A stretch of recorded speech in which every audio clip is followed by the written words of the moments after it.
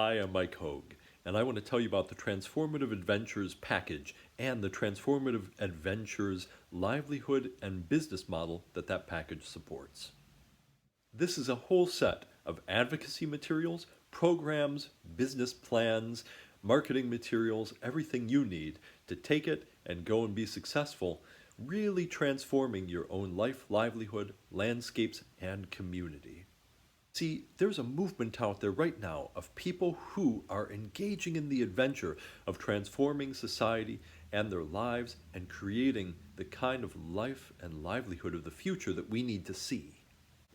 Because let's face it, society needs to change, and these people are making that happen right in their own lives. They're finding all of the opportunities that are emerging as our old systems fail and crumble, and they're creating the new systems right in their place.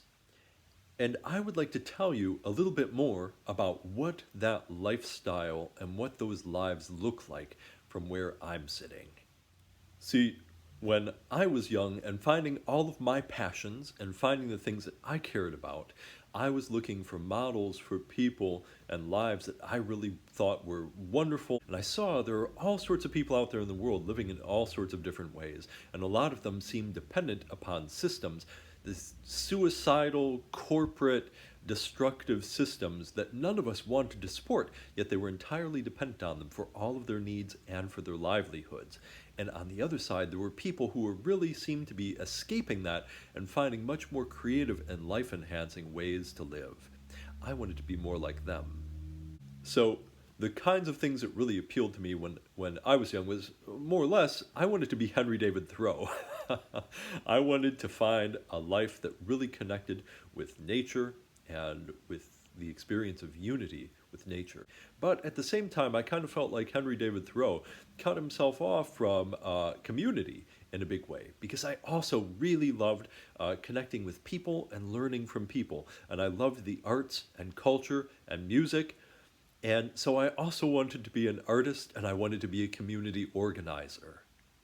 And of course, because I cared about people and I cared about nature, that set me into the activist mindset of wanting to protect those things. And I found there were all sorts of amazing activists doing work out there, and I became one of them. And I've worked for a number of activism organizations and social justice organizations and environmental organizations.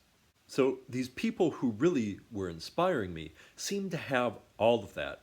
They seemed to combine all of those things together in a way that made them full-time humans.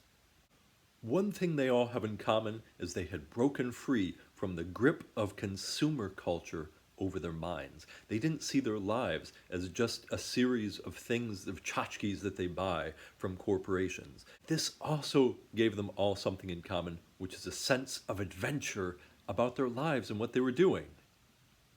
So they were all on a path to what I call financial resilience. You may have heard of the FIRE movement, financial independence, retire early. That never attracted to me because I want to be working. I want to be out there engaged in my community and engaged in repairing the earth. But what I do want is financial resilience, and what all of these people that I have observed who have really done this work well, they all have in common is that they've achieved some form of financial resilience or are on the path to achieving it. So instead of fire, I like to say free, financially resilient, and economically, ecologically, and ethically empowered, so that they never feel like they have to say yes to a job that they would rather not do. If something in their life doesn't feel right, they have the power to say no and to pursue other options and opportunities.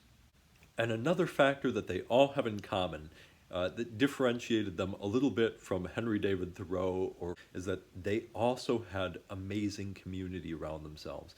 I've been so lucky to tap into people and mentors who just, when you're doing things right, great resources and great people crowd around you. And when you get it right, you generate community. And these people would have homes that were filled with energy and people and positivity. And it's just such a rewarding thing to be a part of. And these people don't just have connection to community, they also almost invariably seem to strive for connection to nature. Invariably, they garden on some scale, even if it's just an herb garden to add to their meals.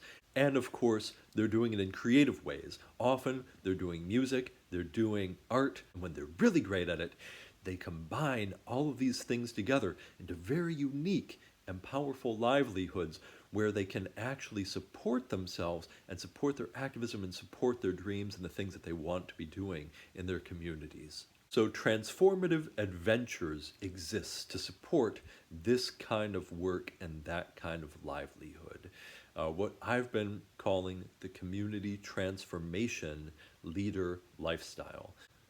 The Transformative Adventures package was designed to do exactly that. It gives you everything you need to get where you want to go. It includes dozens of proven business models, programs that are plug and play that you can just grab and replicate with your family and friends. It includes the marketing materials to help you do that. It includes advocacy materials for local advocacy so you can start building your local expertise and really become a leader in your community. Now, most of these transformative adventures packages and programs are designed as experiential learning adventures that help people invest in regenerative assets and invest in their own lives. They automatically stack different kinds of livelihoods and income streams and services and products together into amazing little business products. And the role of community transformation leaders is to organize their own friends, families, and communities around these experiential learning adventures, be guides for this co-learning experience together. So to give you an example of what that looks like, the flagship program is the Landscape Transformation Program, which bundles together a permaculture group consultation that guides a whole group of people together through a permaculture consultation. This is a new approach to permaculture design because the old model was based on individual consultation and individual design, which tended to be limited in terms of the perspective and expertise that the designer could give to the client, and it tended to be at a really high price point.